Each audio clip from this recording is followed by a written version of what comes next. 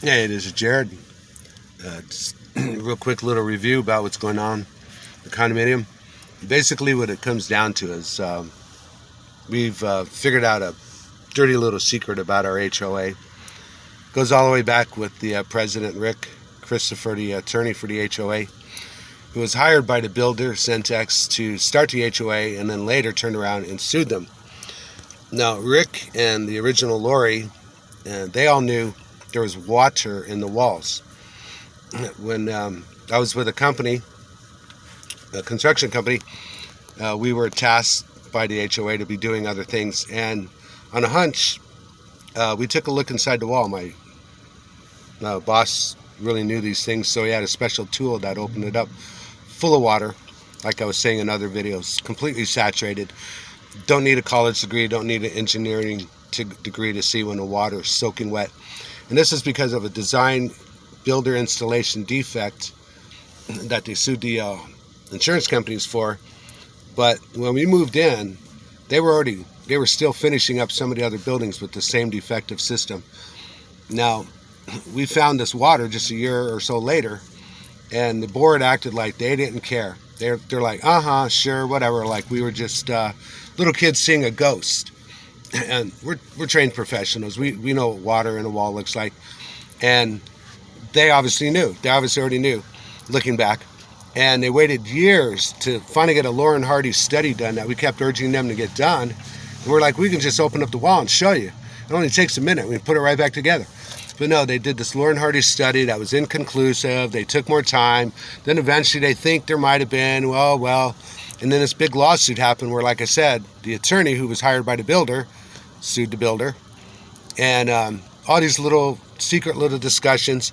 All in all, when they finally tore the walls apart, they were so rotted out that the money we won got all used up, and we had to use more money.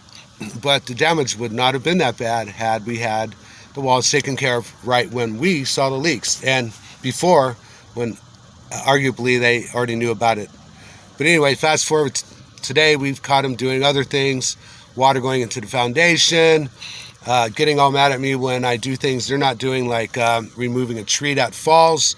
They say it's going to cost thousands to deal with it. I took care of it myself in an afternoon. Then they're trying to charge me, and I removed all the debris, shredded it, turned it into bark dust and whatnot, and then fixed a bunch of landscaping. Then they were trying to charge me $500. They tried to rip us off on money they did owe us. They got a graffiti calling work they hired me to do. We got photographs to show. That stuff's been there for years. It's still on my record. They altered documents, forgery, technically, ORS's violation. Christopher Tingy knew there was only one bid with Gore's Construction. The people we caught, unauthorized change orders, bending walls, he knew, and went along lying to the homeowners for 2-3 years that there was 3 bids. So that, to me, is a violation of his trust, of his bar, because he's not supposed to lie to us, basically. He's supposed to be for the homeowners, but when he's coming after us, they're trying to destroy us by financially destroying us. So all you people at Madison Place condominiums in the Portland area, realize you got to replace this board now. We got to replace this management company now. And these people can never, anyone associated with it, can never be allowed to serve with us ever again. There's lawsuits coming down the pike now. And it's unfortunate, but we have to wake up and realize, America, this isn't just us. It's like we've given our rights away. We're no longer free. You don't really actually own your home. Look at the fine print when you buy into an HOA.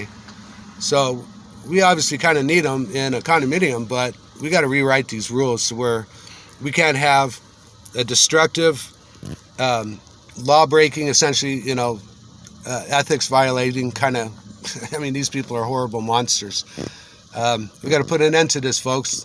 I'm not talking violence. We love our people, but I'm talking about just new laws and making them enforceable. Let's not have all these laws that are virtually impossible.